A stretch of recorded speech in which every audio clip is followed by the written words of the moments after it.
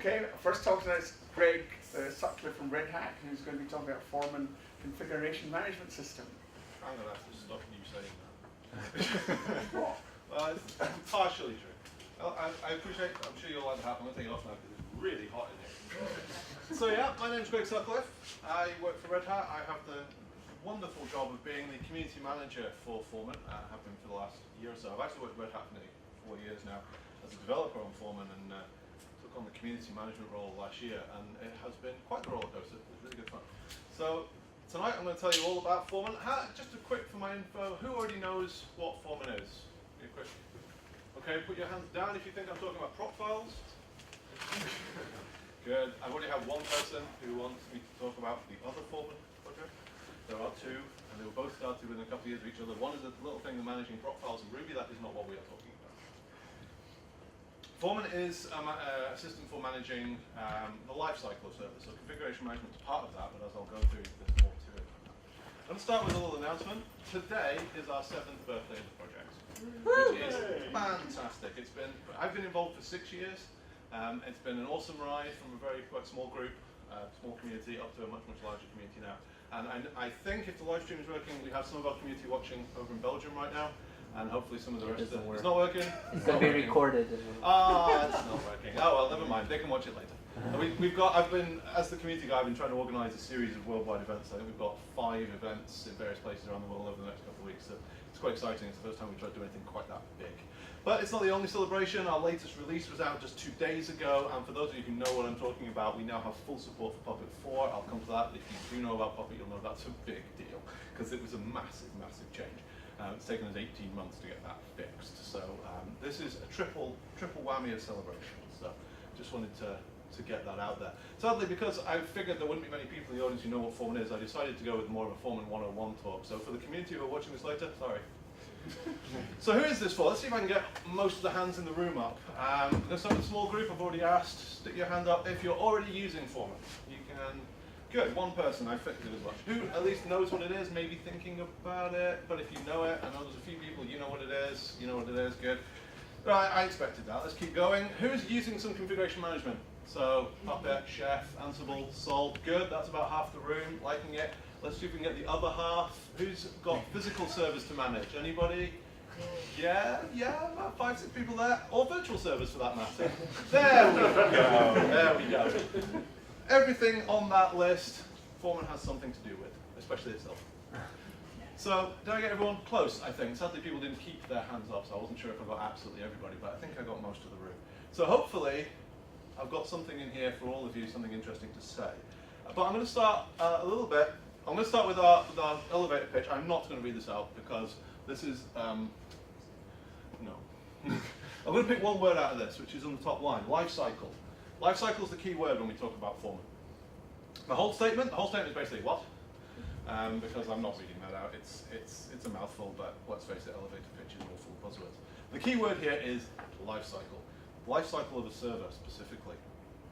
See, the thing is, it turns out, if you think about all the steps that are necessary to do the provisioning and management of a system, its whole life, from when it very first begins.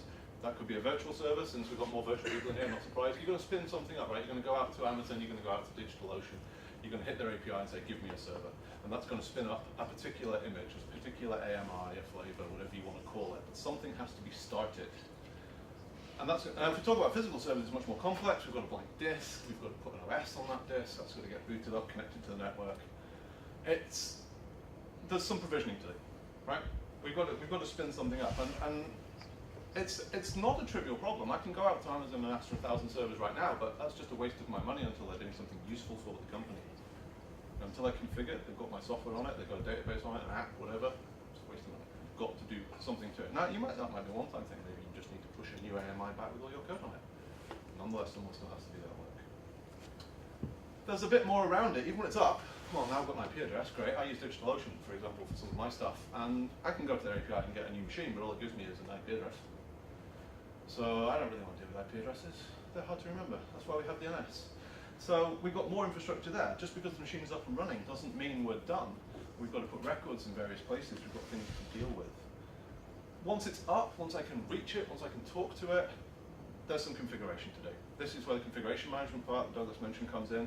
We've got to get that connected up to something. Now that could be as simple as putting an SSH key on there so that you can run Ansible on it, or it could be getting a certificate from Share for, does Share from Salt certificates? It doesn't, does it? I'm thinking of Salt. There's all sorts of different ways you might need to connect this to your configuration management. So that needs to happen. Machines tend to live for quite a while, unless you're very proactive about destroying and rebuilding and not changing things, Project Atomic and all that. Then you've got some ongoing management, configuration drift, operational procedures change, configuration file change, that needs to be kept on top of. All of that feeds back into the idea of reporting, slightly nuanced against monitoring, which tells you where the breakages are, but reporting you want to know, is it all is the configuration management all in sync? Do we have everything where we think it should be? Are there errors? And finally, at the end of a machine's life, be that a day, a week, a month, 10 years, it's got to go away. It might get repurposed, reinstalled, refreshed, or it might just get destroyed, usually. So we've got some cleanup to do. Those DNS records have to go away again. And slightly more specific, but if you work in a very paranoid environment, you might care about reproducible builds as well. Can you rebuild your web server as it was when you built it 6 months ago?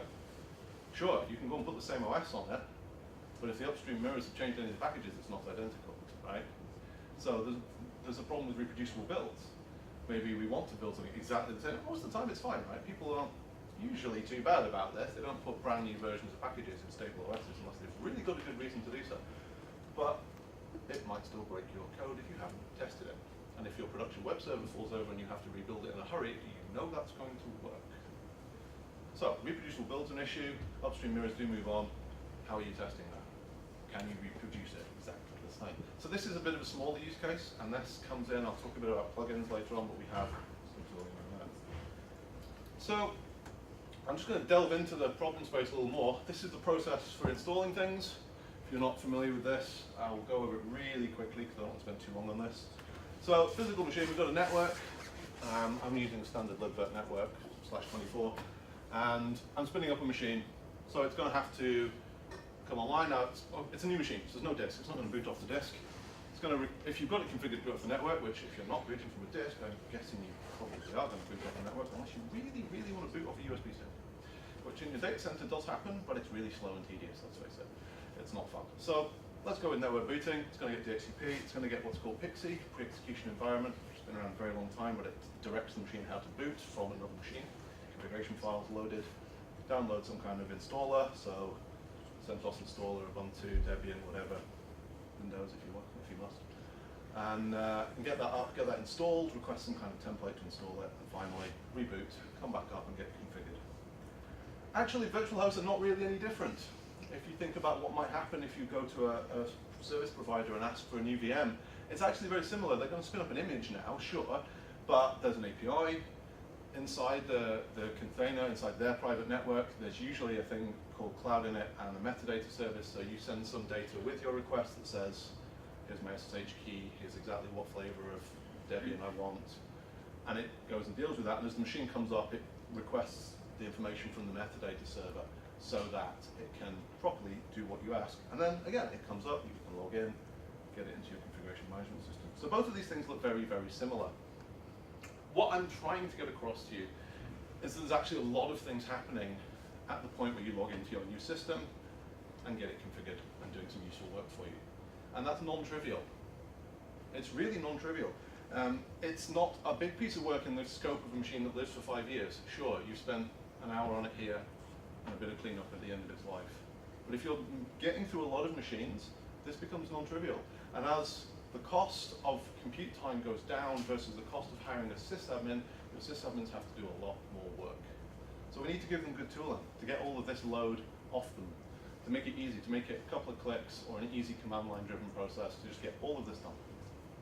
And that's where Foreman comes in. That's what we do, is to manage all of this stuff from the top to the bottom, the complete life cycle. That's why we have it on our tagline. That's what we're talking about. So, lifecycle management, as I said. We also talk a bit about scalability. You will have many services you need to manage. DNS, DHCP, TFTP, maybe a Puppet Master or a Salt machine to worry about.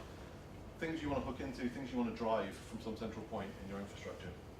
You will have multiple networks. I've given you a very simple example for a single network there, but if we take a reasonably common example, 2 data centers, 1 production network, 1 provisioning network, 1 management network, that's 6 networks, and I haven't even got very complicated yet. Each of those might have a DHCP server if you're using DHCP in production. Personally, I don't see why not, but some people don't seem to like it.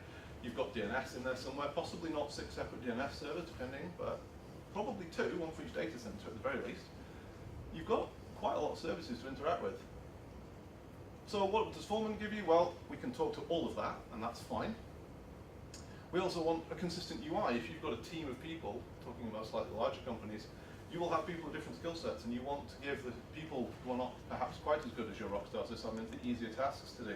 And there is really no reason, given how similar those previous 2 diagrams were, there is really no reason they can't have a similar UI for host creation, be it physical or physical-like with things like VMware, or properly image-based like EC2 and so on. And configuration management, is there really that much difference from a really abstract perspective of assigning Puppet classes to a node, or salt states to a node, or Ansible roles to a node? Not really. So again, we give this nice, consistent UI, which is nice and enterprisey and has role-based access control, so you can give the right roles to the right people, and have all the audit logs, so when people break it, you can go and smack them with a piece of 2x4. That's all important.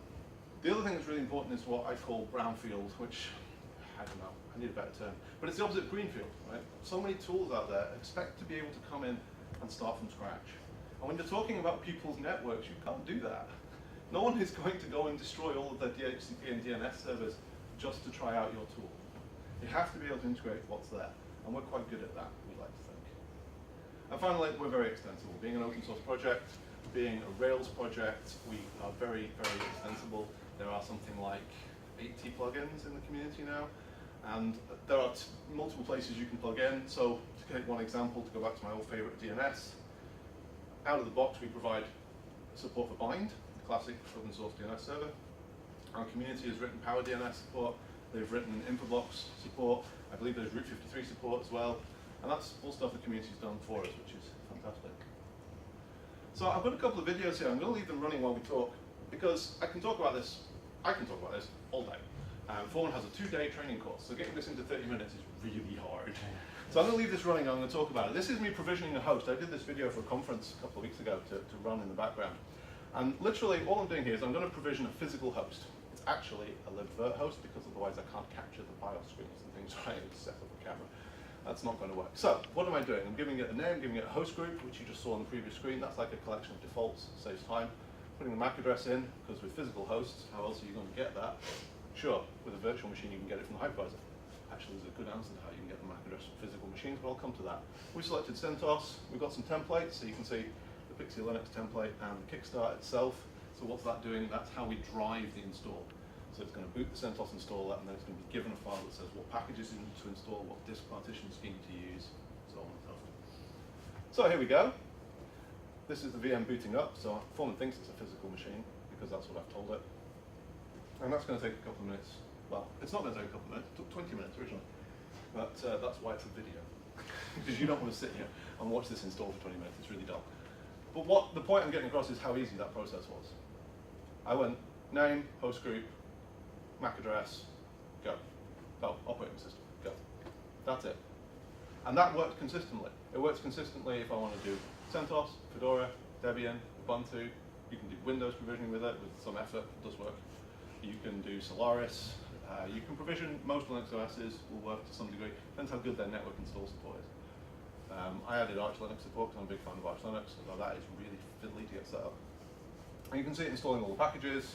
So this is just a standard install of CentOS at this point, right? It's just being driven from the network. It's completely hands-off. Really very little to do. And it also works the same way when we talk about hypervisors. There's really very little difference in that quick overview of the UI there when I want to do this on libvirt, VMware, AWS, DigitalOcean, Rackspace, whatever. Sure, some of the fields change. I don't need to specify MAC address for AWS. It doesn't make any sense. But largely it's the same, which is great when you've got a team of people, because you can write your training manuals, you can write your procedures, and they will stay the same. And here we go, you can see that the DNS is working as well. Test host, boom, I'm in. So I didn't create that DNS record, right? I didn't bother creating that DHCP record. It's all done for me by Foreman. And it all just works. And it's really, really nice. And we can refresh the page in the UI. And you can see that the state changes from pending. Come on. Why did I take so long? Should have cut those frames. There we go. So it's now active because Puppet did something. So it also configured it to Puppet. It's handed it off to the configuration management system. And if we go and have a quick look at the reports, you can see there's already a couple of reports in here for this new host. And I don't know if I clicked on it or not. No, I didn't. So if we went and looked at that report, you'll see that there's actually information that says that it's already done a full Puppet run. In this case, a very simple manifest that just installs NTP. But it's all done. The point is, all of the steps in that previous slide have now been done. We've got our DNS, we've got our DHCP, the machine, we've got an OS, it's up and running, it's connected to Puppet, it has my SSH key on it. Well, actually it didn't, as you saw, but it would have under other circumstances. It's all done for me. I can literally go, new host, I'm done. And I'm not just new host as in go to my provider and say new host, but new host as in everything done. Everything that I need done, all of the orchestration. Do I want to go and put this in a third-party management system? Sure, why not? You can do that. Do you want to register this in some database of hosts that you have? Maybe your chief sysadmin uses a spreadsheet, I don't know. You can do whatever you want with this. You can extend it, you can have it hook in wherever you need it. And then you can manage it going forward. So I've got a second video. This is about Puppet. So if you're not doing provisioning, and not that many people put their hands up for provisioning, so this is configuration management, which is a bit more interesting. So I've got an existing host here. This is actually the host that's running Foreman itself. And this video is all about Puppet. So if you're not using Puppet, do forgive me. This is what I know best.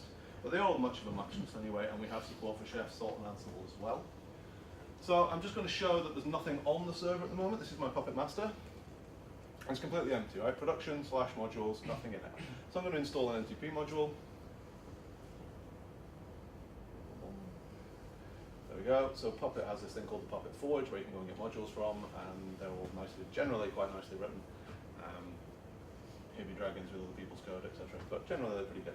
So you can see there's now files in there, so Puppet's done its job. So what happens next? Well, oh yeah, I'm just going to show that NTP is not running as well.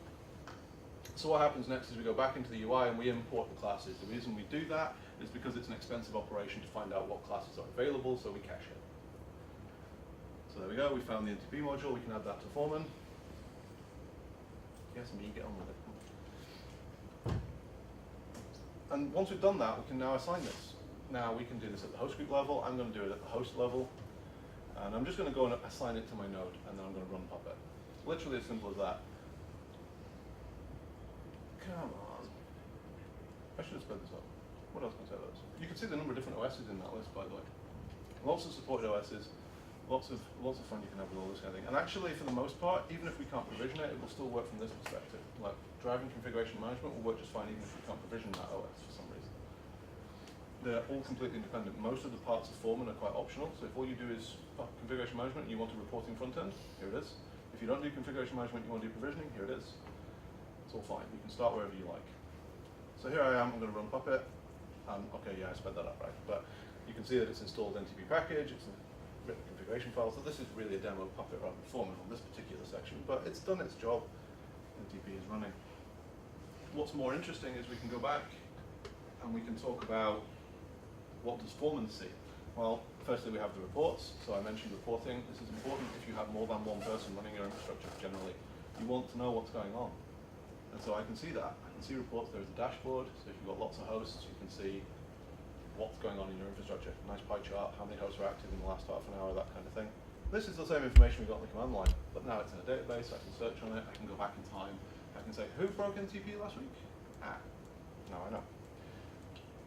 And we also get the fact data. So most configuration management systems have an inventory system, some way of saying data about the hosts, and we can index that, show that again. You can do useful things with that. You can search on that. You can find hosts and match criteria. You can trend it. So for example, if you're doing a mass migration from CentOS 6 to CentOS 7, you can draw a graph of how that's changing and record it over time, which is surprisingly useful for big jobs, big projects. I do have a second part of this video, which I think I'll skip, but I can come back to it if people want to see it, which is to do with advanced use of Puppet within the Foreman UI.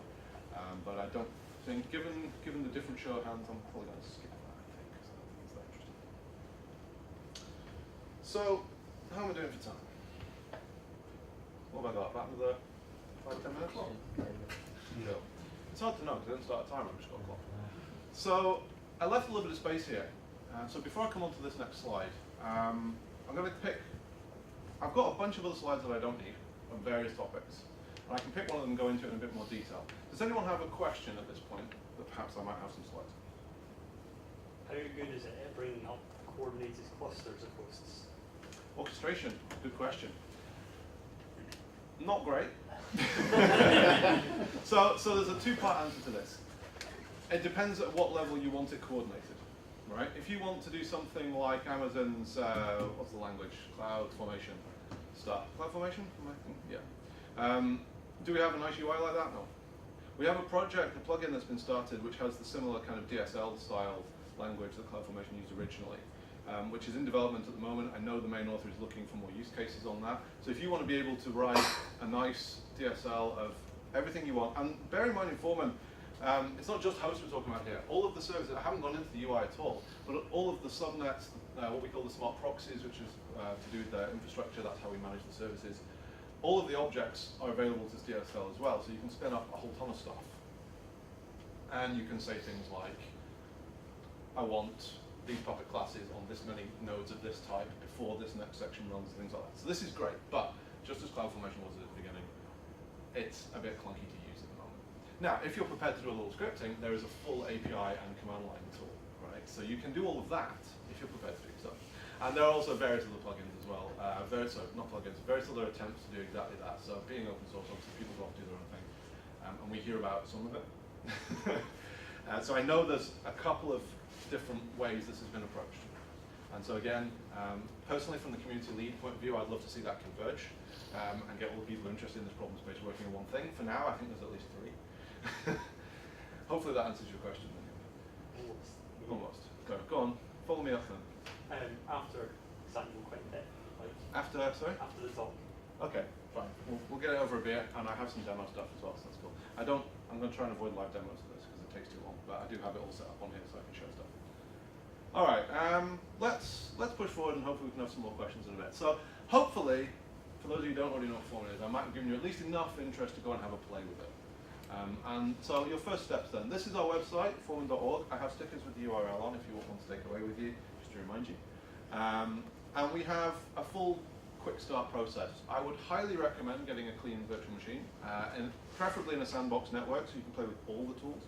But out of the box, it won't mess with your existing networks. It doesn't install a DHCP server. It doesn't install a DNS server. You can enable them very easily within our installer. They don't come enabled by default, so it won't mess with your network. However, if you can get your own network, so much the better. There is a quick start document on the website. That will tell you basically what repo to add. It's a package for RPM, it's a package for dev, so you can get it for CentOS, Fedora, CentOS 7, Fedora 24, Debian Jessie, and onto Xenial. And there's a quick start. You install it, you run Foreman installer. This is a Puppet-based installer, so it's not a binary blob. It automates an awful lot of stuff, and that's why we recommend using it. But if you want to dig in and find out what it's doing, you're welcome to do so. You can run the install with -v and see all the Puppet resources, and it's a lot. But that will give you Foreman, obviously. It will give you a Puppet master, and that will be running nicely in Apache. So you'll have a nice working setup. Literally, that second video I showed, where you literally go out and install the NTP module and go and add it in the UI, you can do that in 5 minutes. Run the installer, install the Puppet module, go and import it into the UI. It's that quick. Then there's also the manual, so you can start digging into what else it can do. The manual's pretty huge. There is a huge media page on our website. We have a very active YouTube channel, which I tend to put out new material about once a week, once every 2 weeks, something like that. In particular, if you're not familiar with us, there is a series on YouTube called the Case Study Series, where I try and interview people from different industries and different areas about how Foreman helps them. And so you might be able to find something that matches your use case and find out in a little bit more depth how that might be useful to you. And finally, as I mentioned at the beginning, there is also, if you really want to get into this, there's a full training course which has been donated by our community members over at a company called Netways. They have a commercial training course, but they very, very kindly donated the material from the training course to the community. So you can go and grab a VM and work through that if that's of interest. Quickly on the community, pretty reasonable user base these days. This is a vanity metric, right? Nobody cares about downloads per month, but I don't have a lot else. So I thought I'd put it up there. But, you know, it's a pretty big number, so I quite like it.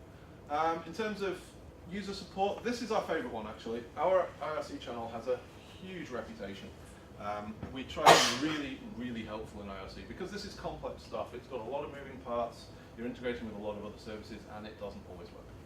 So you can come talk to us, and we are very, very keen to help people out in IRC. That number is in the last 30. Somebody said at least one line in the last 30 days, so reasonably busy.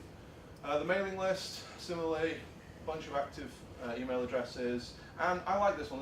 I've been doing a lot of metrics recently, and I'm particularly pleased with this no reply percentage because that also includes stuff that no one would ever reply to, like completely off-topic stuff, announcements about events, but nobody replies to those, right? And so on. So even including all of that, it's only about 20%, and that's, it's not bad. You're probably going to get a reply if you come and ask a sensible question. And we've got hundreds of contributors and tons of plugins, and we fix lots of bugs every month. So this is great. Busy community, lots going on, and we like talking to new users. So do come and ask us questions if you get stuck. So that's me done with a couple of minutes to spare, which should give us plenty of time for questions. Yeah, I don't see anything on Twitter. I can't see the talk, so fair enough. Does anyone want to ask me something?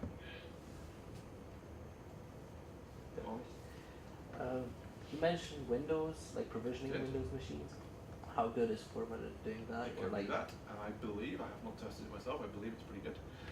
So there's a community member, two community members actually, who put together a whole process for this. They have their own Git repo with all of the necessary files and how-tos and documents and so on, and it uses the WinBoot stuff, I believe. So you can set up basically the same kind of process, and I believe it builds an image that's going to be deployed to disk, but there's also Windows way of deploying it. I don't know a lot about Windows. So. I'm not sure if this is different or not, but like, how would that work with Azure if you wanted to use? So we have a plugin for Azure. One of the core developers put a poll up a couple of months ago and said, which do you prefer, Hyper-V or Azure? And everyone went for Azure, so he went and did some work on Azure. So we have a plugin for that. It shows up as a compute resource. I'll tell you what, let's. Do a live demo? Yeah, why not? Why not? We've got a couple of minutes still. So the important bit, so I mentioned a bit about consistent UI, right? And the important bit when it comes to new hosts is that you don't confuse your junior sysadmins, right? They don't like being confused. So this is a physical host, right? And I showed a very quick video of this, but the important thing when it comes to a physical host is that you have to put this MAC address in, right? But if I go, now I don't have an example of Azure, I'm afraid. But the point that I want to make is that it's very simple when you, no matter what you do. So I do have a plugin for DigitalOcean, which I use. And that didn't change much, really, did it? The only things that really changed here, it's going to break because I don't have internet, and it can't go out to DigitalOcean. But what you would see here, I'm going to tell you what, I'll switch it to libvirt, which is obviously local to this machine. There we go. So now I've got some information to provide. CPUs, memory, etc. And if I put DigitalOcean, then this would come up with a flavor and a location. Azure is almost certainly similar. It's the same for EC2, it's the same for Rackspace. This tab changes, and in certain circumstances, depending on what we're talking about, this will change as well. So for example, I've got the libvirt network specified for this interface. Otherwise, it's very similar. And I can create a host wherever I want it with very little change.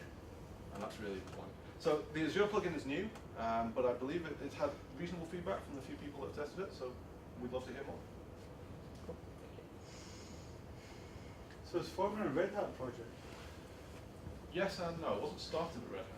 The guy that originally started it 7 years ago today was not at Red Hat at the time. But when he moved to Red Hat, which he wasn't hired for this, but they recognized the value in it and drove it and allowed him to work on it. And when I joined 4 years ago, they had just taken the team from 2 to 6 people. Now we're tens of people.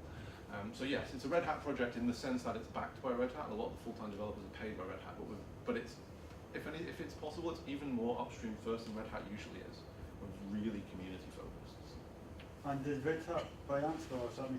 They did buy Ansible recently. So can we expect more integration between Ansible I would believe so. I don't have any firm data on this. I don't hear a lot. The problem is, right, I'm remote. I live in the wilds of Scotland up north. So I never see any of my colleagues, right? I go to a Red Hat office maybe like once every 2 years or something. But I don't hear a lot of what's going on, the discussions and so on around that. I believe that it is being talked about, and I don't know exactly what will come out of that. But we do have a full Ansible plugin. That's just had a new release with roles support, so that you can assign roles to hosts in the same way as Puppet stuff. What's coming next on that, I haven't. But I'd be surprised if there wasn't something in the pipeline. That's it? Okay. Okay, thank you very much.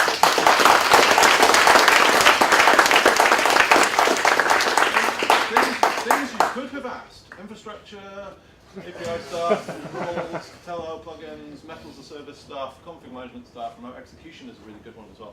I didn't talk about that at all. Remote execution is a fantastic plugin, but we can talk about that over beer. So. thank you. Okay, right, you have 10 minutes because we're running out of time a wee bit.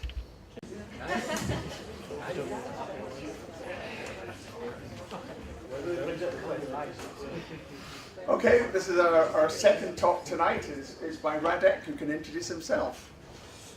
Okay, right. Finding your perfect weather. It was a hackathon I participated in, but as opposed to the hackathons you know about, where you just go in and lose yourself in whatever you're doing for 24 hours, 48 hours, whatever. This was an online hackathon, which means people with children can actually do it, and with like normal jobs, and so it ran over several months, and yeah, so I'll just briefly walk through what I did and how it all worked out. And feel free to ask me questions at any time. So my name is Radek Ostrowski. I'm a freelancer. The company's name is Fast Data. You know, you need to have your own limited for tax purposes, so there it is. And I've been working with TopTal for a year and a bit. It's like an agency that helps you find work remotely. So that's why when I introduced myself, I said I'm a digital nomad. Basically, I can go and live anywhere and just keep on working, which is pretty cool. Planning to go to Canary Islands next week and just work there for a month or something like that. And, I might be organizing some TopTal event in the near future, so I'll post it on the tech calendar or something, so people will know.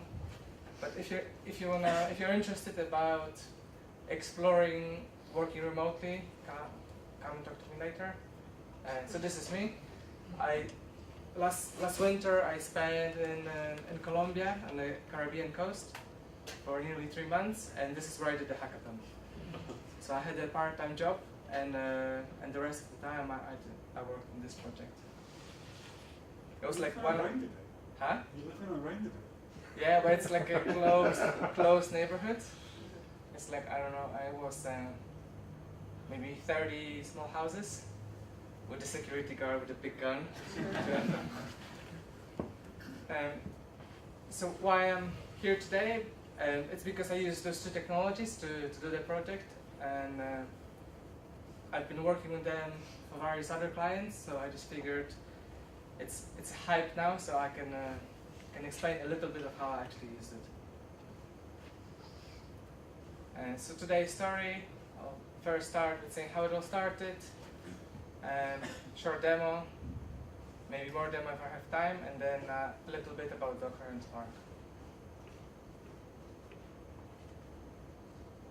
So how it all started, IBM has realized the potential of Spark, and they are heavily investing in it, so they're creating Spark technology centers everywhere, buying all the good Spark people.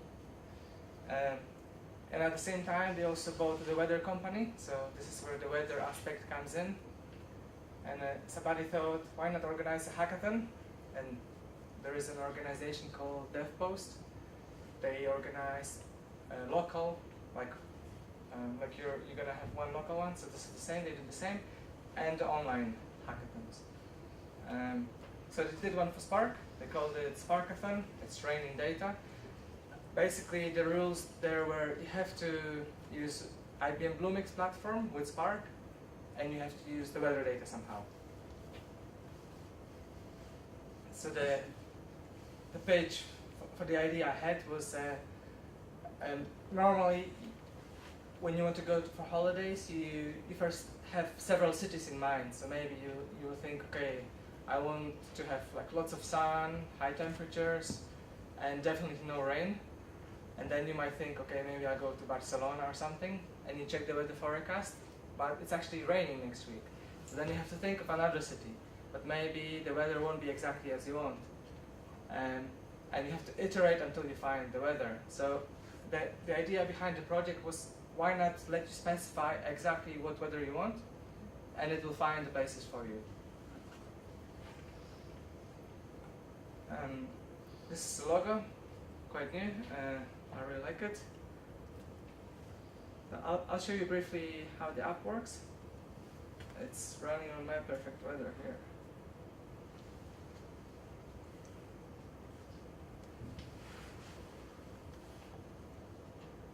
So as it says, the headline, it will help you discover which city has your weather. There are several preset buttons you can use. Instead of just jumping ahead and fiddling with all those parameters, you can use them and then adjust. So let's say we want to look for a warm, sunny, and dry place. So there will be like a temperature control. You can choose precipitation type and the chance of precipitation, cloud cover, and so on. You can mess with those. And you can also select the origin airport. I have the integration now with Skyscanner as well, so I can just tell you what are the prices on the route, the estimated prices. So let's say Edinburgh. Let's see what it tells us. So we have several hits here. And number 10 means that there are 10 perfect weather days, and they are marked with the blue background, so they exactly match the criteria that you use for search. It's okay, so Alicante, for example, has 8. It just goes down. So you might have thought that maybe, I don't know, maybe Alicante would be number 1, but actually the first 2 days they won't have the good weather, exactly the weather that you want. And now it also says what was like the cheapest price on this route found in recent time. So we might go and explore this. I pre-fill the search with the beginning and the end of the weather prediction. So 100% this is not the days that you want to fly in, so I cannot exactly say how much the ticket would cost. So you have to come in here and you have to, I don't know, mess with the controls and look for the cheapest date and so on. But you all know how it works. But basically, how I also like thinking about this tool is that it's a bit like feeling lucky. So you want to go somewhere, you have some money, you have some time, you don't know where to go, you just specify the weather and maybe it will tell you, go to Krakow or go to Belgrade or something, a place that you would never think of going. So it's very simple. And some attributions here. If you're interested in a project, you can sign up to the mailing list. I will not spam you. I haven't sent a single email yet. Right. So this is the project that I delivered for the competition. It looked a bit poorer than now. After the competition, I added a bit more features from the user feedback I got. Right, so now let's get a little bit more technical. And so how it all looked at the beginning, I had to run in the Bluemix platform, just like the cloud services from IBM. And so basically I'm using this weather service, which is, I just use HTTP calls to get weather predictions. Basically I just have to provide the latitude and longitude, and it will tell me the predictions for this particular area. So this is what I do for the cities. I have a front-end app, which was in Angular, now it's just JavaScript because I didn't really need Angular there. It triggers the downloads of the weather data and it pushes it to CloudDB, which is like a NoSQL database running in Bluemix. And at the time of the competition, Spark only supported, IBM Bluemix only supported Spark notebooks. So I had a Spark notebook which was connected to the database, and it was doing the ETL on the raw weather data, and it was once it was ready, it was pushing back to the database. And then when the user was coming in, depending on their search, I would query the database. I would look for the cities with all the weather data and display it on the UI. And at the time, I linked into Momondo travel service.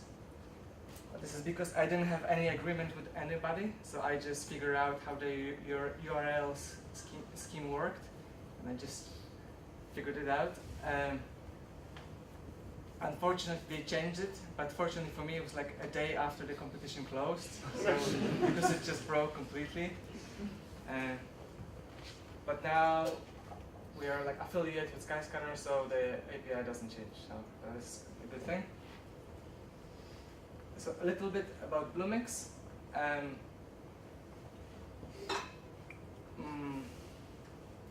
It's still a very new system, but they have lots of like AI services, lots of data science, lots of machine learning and so on. I think they're quite good with this.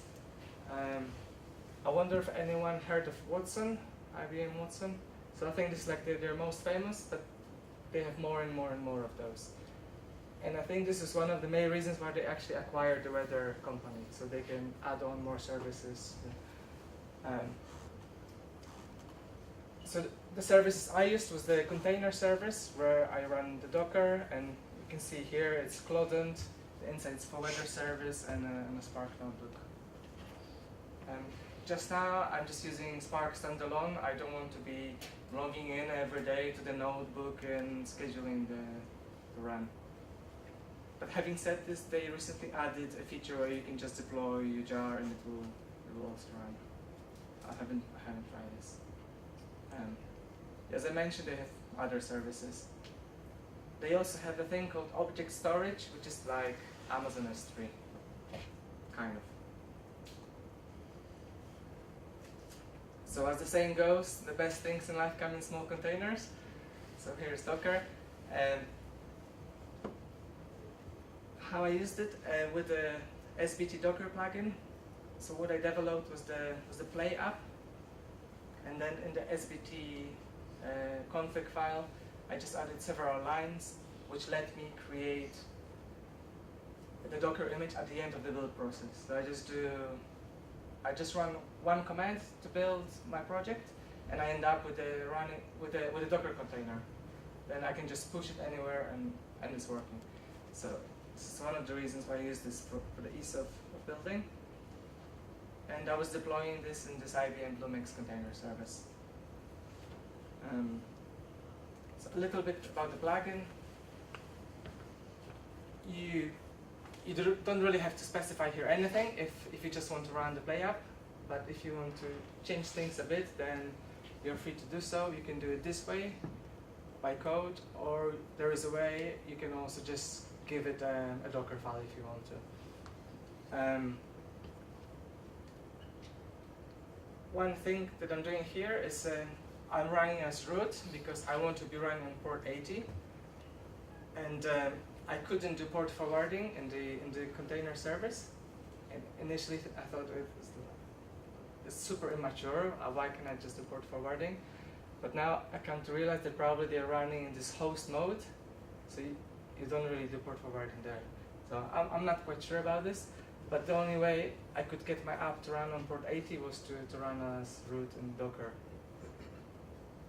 And I'm copying in some files. It's very simple, no magic there.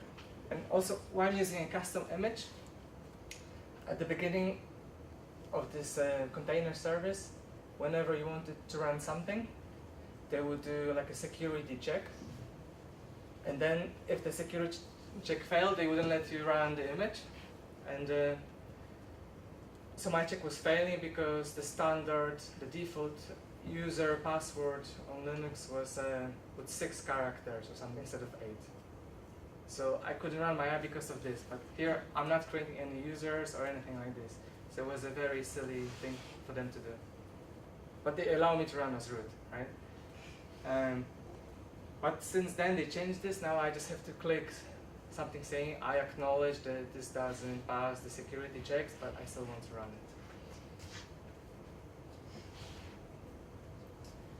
So the other file, it would generate a Docker file like this, but if you really want to see it, you have to dig deep into the target folders and so on. You don't normally see this. Yeah, the really cool thing about this plugin also is that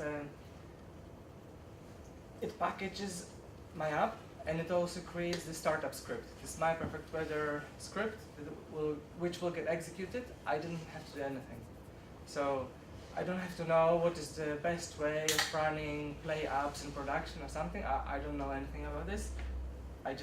The script gets created and gets invoked when the container starts.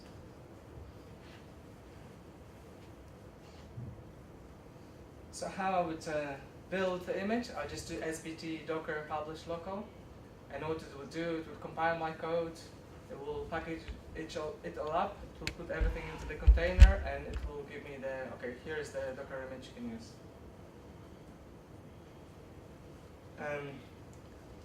Also from command line, I could just interact with the container service. So if I log in, I can push my image directly to the registry in Bluemix, and then I can run it.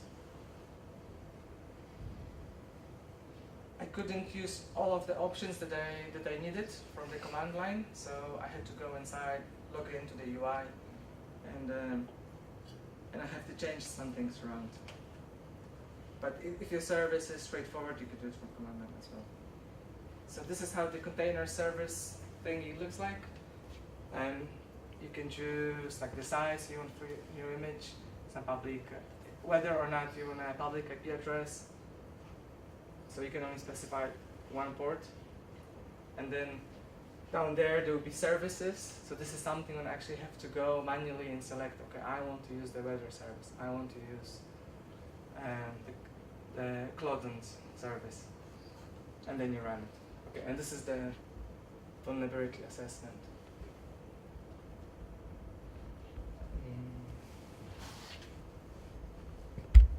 So it was about it. I pushed it, I started, and it runs. And another good thing about Docker, as you all know, is that it's very portable. So I did the same thing with the Docker Cloud. I just took the same image, the latest My Perfect Weather image, and I pushed it to Amazon. And like 5 minutes later, it was running. So it was different IP address, but it was there and working, exactly the same. So this is really cool. So now coming to Spark. They had, as I mentioned already, they had this notebook service. Now you can also run your jobs. Basically, there will be like a Spark cluster behind the scenes that you don't really see. And you just interacted by telling it what you want to run on it. I think we have time, so maybe I'll quickly go through a notebook running locally, explaining how I could process the raw weather data predictions and how I can actually make sense out of them and let you predict the weather. We're getting close to the presentation anyway. Can you see it at the back, or is it too small?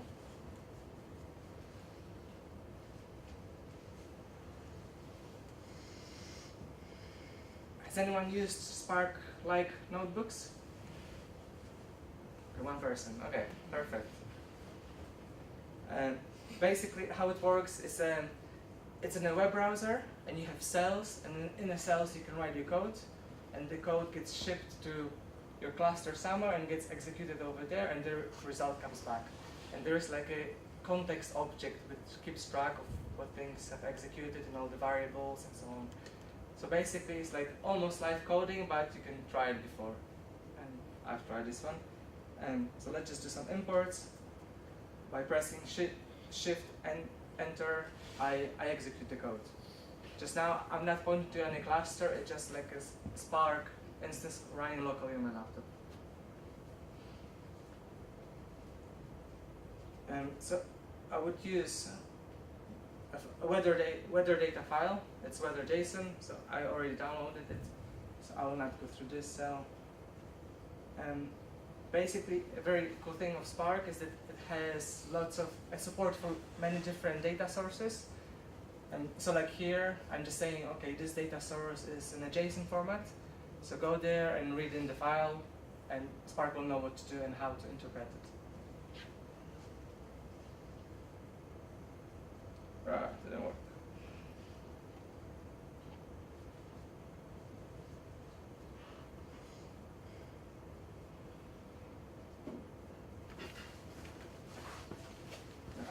didn't have the file after all.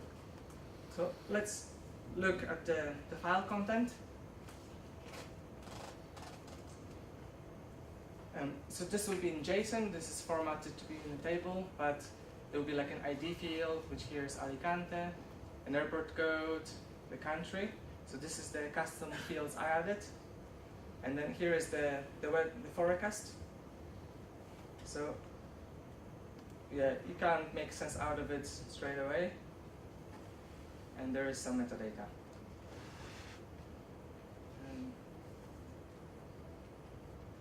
So let's see how many cities we have.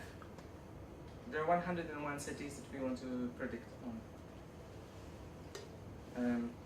So here I'll do the dirty work. I'm extracting the really interesting fields from the weather prediction.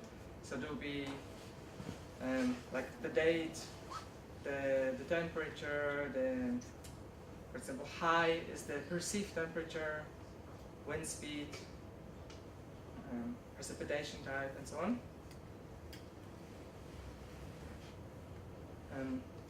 Also, with Spark data frames, you can you can write a SQL-like queries, and so you can, if you know SQL, you can just use simple SQL queries to run them against your code.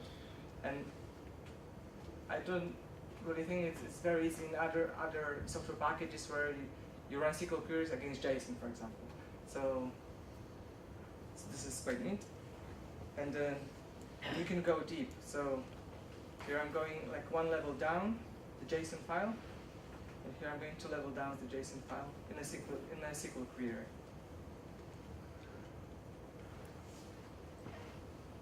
So after doing this, the data makes a bit more sense. So as we see, like for every day of the week, we have an array of, I think it's like 11 days.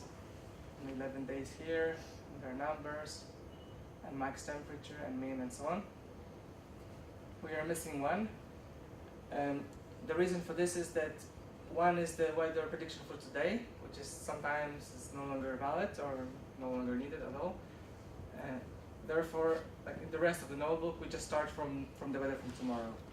So I'm gonna skip the first entry.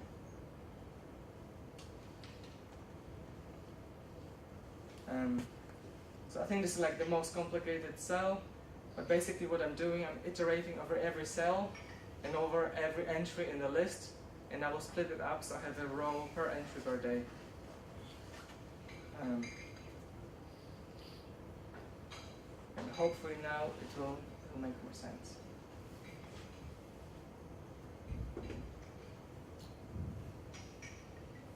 So we would have date of the week, the date, the number, which is like the number of the day from the prediction, the max, min, and so on. Mean, I calculated above here on the fly, perceived temperature, and so on. And so this will be all for Alicante. So it's 10 days of the weather prediction for Alicante. And next 10 would be for Amsterdam, and so on.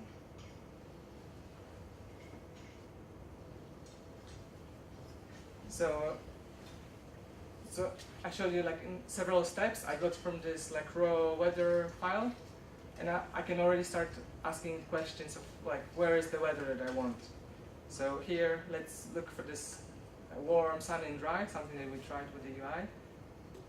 So let's define the min temperature where it's at least 20 degrees, the cloud cover is less than 30, and there is a 0 chance of rain. Let's see what it shows us.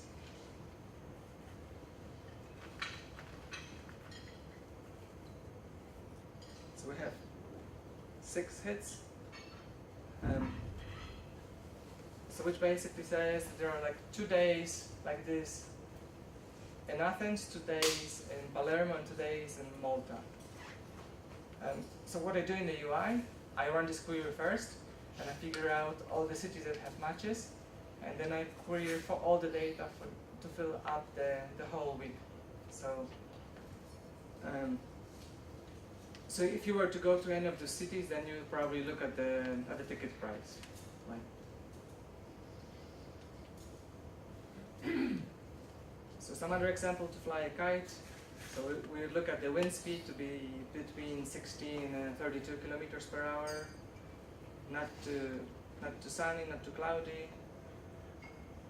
And I'll do some ordering here. So Alicante would be number 1 to go there.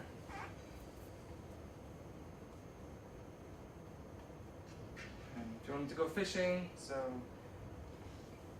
not very windy and quite cloudy, so the sun is not too strong, fish doesn't hide too deep. You can do it as well. You have some other results. Dorun is actually where I'm from, so you can see I mess around with this query until I find it bubbling up.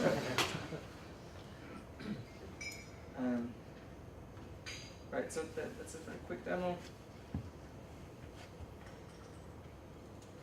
So just to wrap up, I think that Spark and Docker are really cool technologies and they work well together. And I was able to use both of them in this hackathon, and it worked out very well for me. So I even got some money, so that's good. And Bluemix platform, I think it's not so widely known as other platforms. It's catching up. It has some very good services, and some of the services are not so good. I've had various issues with the Spark service and many issues with the container service. And DevPost is really cool.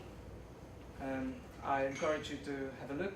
There are many hackathons running there just now. So there's one from Red Hat as well for OpenStack. You can participate. There's one from Docker, so you can use the latest features of Docker as well. And yeah, this is a funny image where a girl from Canary Islands wanted to try out her new umbrella, and she used my Perfect Weather app, and she figured out she'll come to Edinburgh because it's most likely to rain, and that's why she's the only one happy in the Senate, right? So maybe before I go into questions, I'll show you the hackathon page.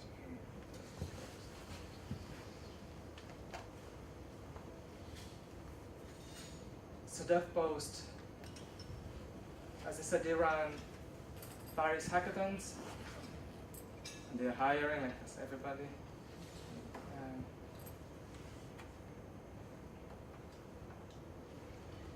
So here you can filter by in person or online. So online's for the one I'm interested in normally. See Docker hackathon. This one's quite interesting. To come up with an app for Mexico City to help you with transport. And there's a Spark hackathon. I'm almost ready with my project. Hopefully I'll be successful here as well. And there are many, many more. So if you have some free time, have a look. And my project page is here. So I won the main prize. So this was like the judges, they thought, okay, this app was good, but I also won a fan favorite. But this was my my hard work, because I spent like 2 weeks on the whole project, and then I spent 1 week doing the video demo for that I had to do as a part of the submission, because I haven't done any demos before. And I spent like 3 weeks talking to all my friends and all my family to go and vote for me. This one was very hardly earned prize. But yeah, that's about it. So, you guys have any questions? Do you offer money back if the weather is wrong? No, okay, so I'll show you. Where was the? Yeah. If the weather is wrong, you have to contact IBM, the weather company. You